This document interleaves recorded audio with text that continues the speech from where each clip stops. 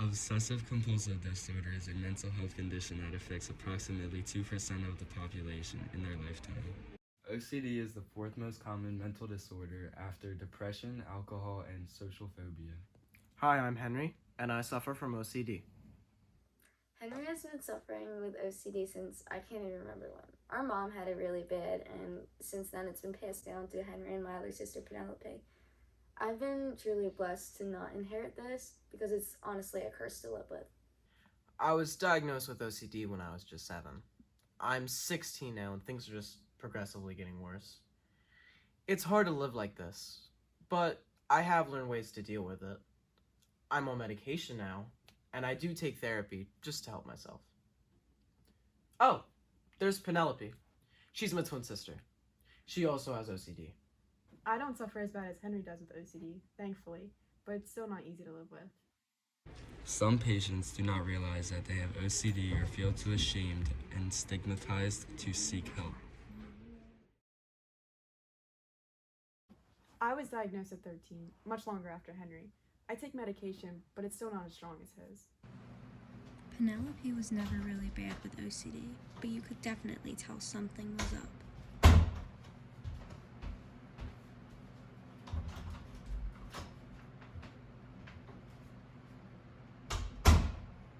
Medication and therapy are both significantly proven to be effective ways of coping treatments.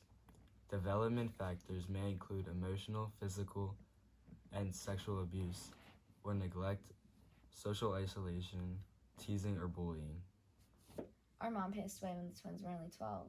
It was hard on all of us, but it affected Henry the most. See, he suffers from a lot of mental illnesses, but his OCD just keeps getting worse. Here are some instances where Henry experienced OCD-like behaviors.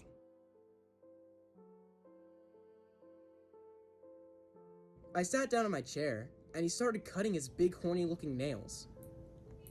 How about using a table or something? Cut them over the table, will ya? I don't feel like walking in your crummy nails on my bare feet tonight.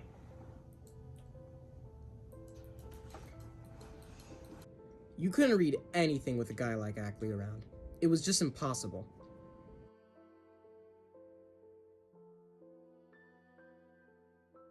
I went over to my window and opened it, and packed a snowball in my bare hands. I didn't throw it at anything, though. I started to throw it at a car. It was parked across the street. But I changed my mind.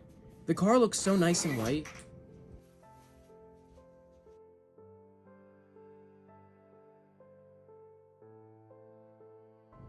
So I kept sitting on the counter, and I started counting these little white squares on the floor.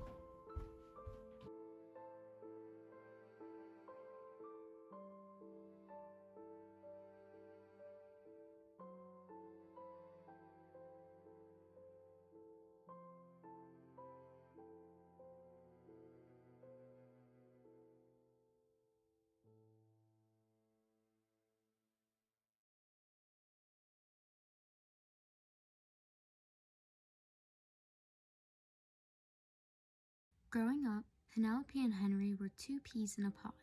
Imagine you and your best friend. They were like that, but even closer, and still are to this day. But there was always something off about the two, especially Henry.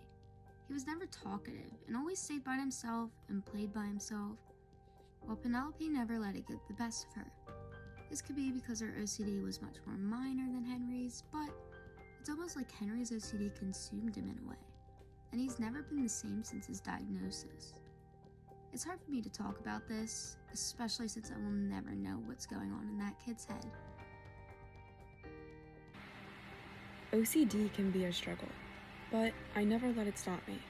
I was pretty sociable growing up, and I was able to hide my disorder, Most of my friends never even noticed it.